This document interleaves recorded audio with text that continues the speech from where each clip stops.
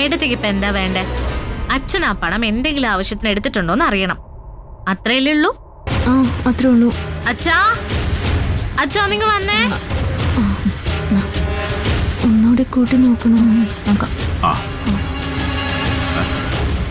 അല്ല, ഇന്ന് ഇവിടെ ആരും ആഹാരം കഴിക്കുന്നില്ലേ? കഴിച്ചേക്കാം.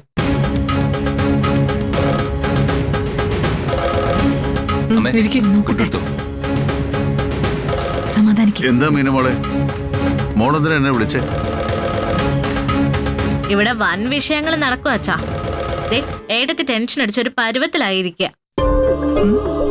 കണക്ക് നോക്കിയപ്പോ ഇന്നും കാശിന്റെ കുറവുണ്ടോ? എത്ര രൂപയുടെ കുറവുണ്ട് മോളെ? 5000 രൂപയുടെ കുറവ് കാണിക്കുന്നുണ്ട്.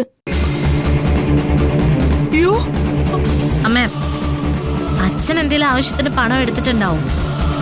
അത് ഏടത്തോട് പറയാൻ വിട്ടുപോയിട്ടുണ്ടാവും. ഓ,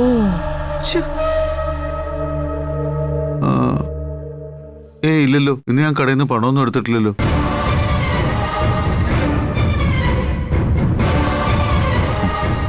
പിന്നെ 5000 രൂപ എവിടെ പോയേ?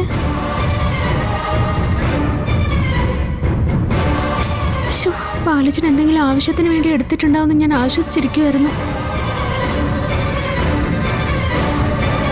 ആ ശരിയാ, നമ്മുടെ പാചകക്കാരൻ ഗോപിയേട്ടനെ ഒരു 5000 രൂപയോട് വായ്പയെ ചോദിച്ചിരുന്നു. ആ കടയിൽ നിന്നാ ഞാൻ ആ പണം എടുത്ത് കൊടുത്തത്. ആ കാര്യം ദേവിയോട് പറയാൻ ഞാൻ വിട്ടുപോയതാ. രാമേട്ടനോട് പറഞ്ഞിരുന്നു. ഇപ്പൊ സമാധാനമായല്ലോ, ഇനി ആഹാരം കഴിക്കാലോ. ഇനി എന്ത് ചെയ്യും? തെളിവോടുകൂടി പിടിച്ചിട്ടും ഒരു പ്രയോജനം ഇല്ലാതായി പോയല്ലോ. വാ ഏടത്തെ, എനിക്ക് നമുക്ക് ആഹാരം കഴിക്കാം. വിശക്കുന്നു.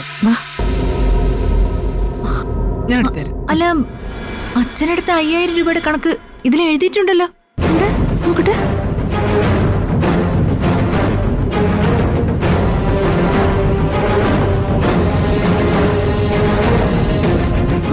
ശരിയാ, ഇപ്പഴാ ഞാനത് ഓർത്തേ.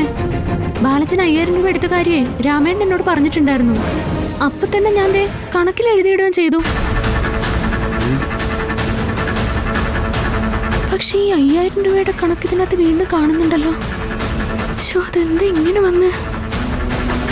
മോളെ നീ സമാധാനായിട്ട് നോക്ക്, എവിടെയെങ്കിലും എഴുതിയിട്ടുണ്ടാവും. ഇല്ല ബാലച്ച, ഞാൻ നോക്കിയതാ.